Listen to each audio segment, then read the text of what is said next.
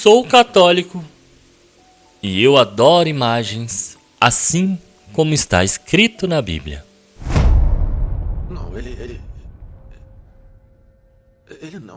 ele não faria isso comigo.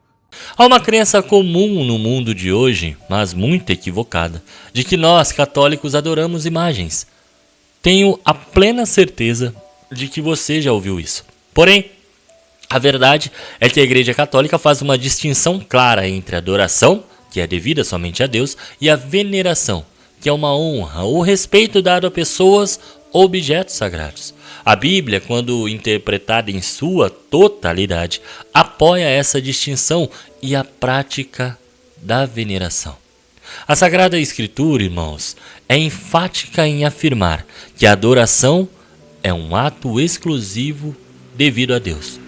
Vários versículos deixam isso claro para nós, como o mais citado por nossos irmãos separados. Em Êxodo 20, versículos de 3 a 5. Não terás outros deuses diante de mim, não farás para ti imagem esculpida de nada que se assemelhe ao que existe lá, em cima nos céus, ou embaixo na terra, ou nas águas que estão debaixo da terra.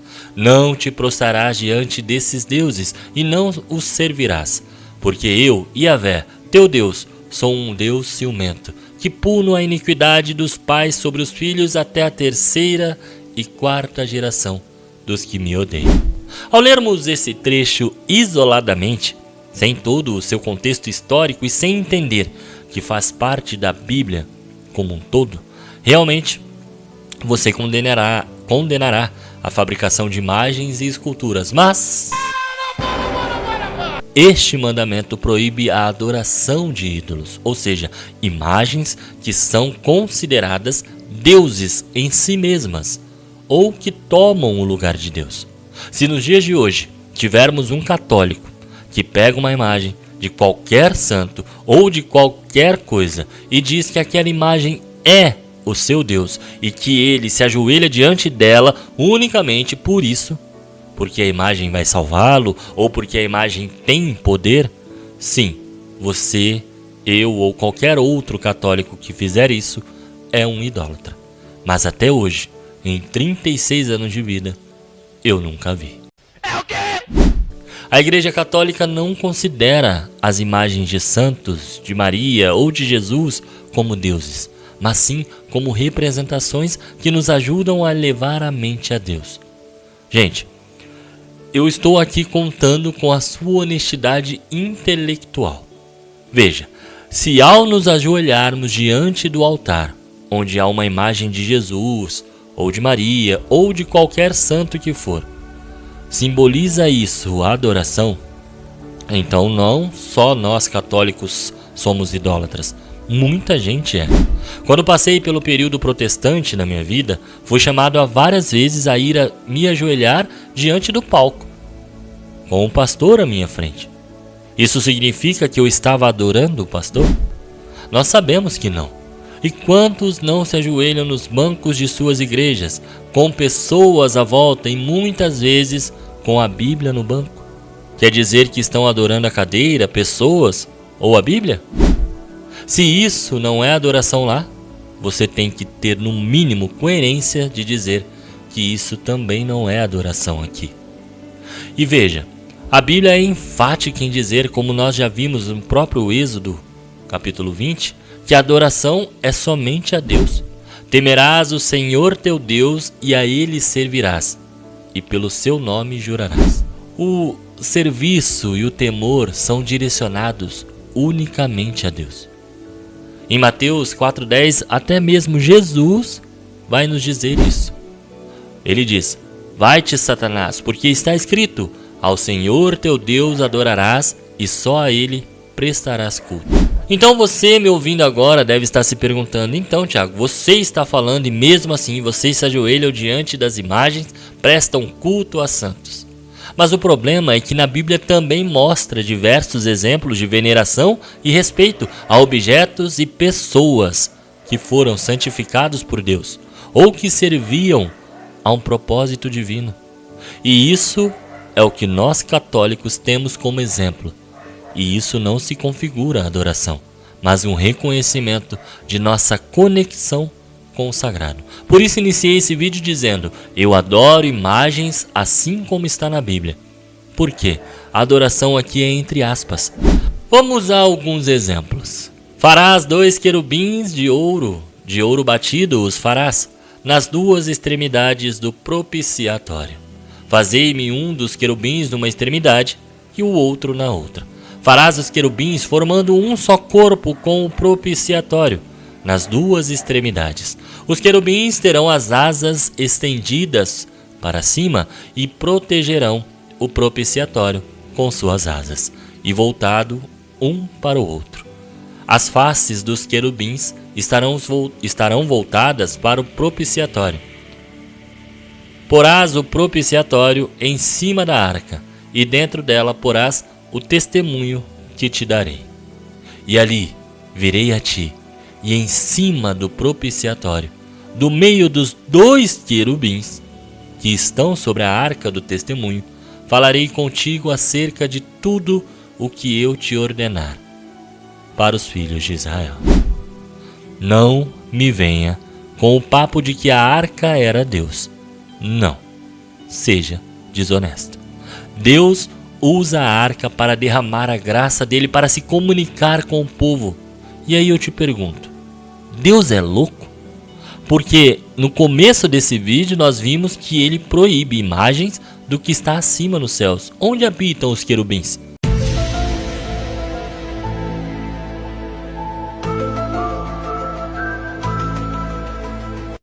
A arca era um objeto de profundo respeito e reverência para o povo de Israel, a ponto de ser carregada com cuidado e não poder ser tocada indevidamente. Leia Samuel 6, de 6 a 7.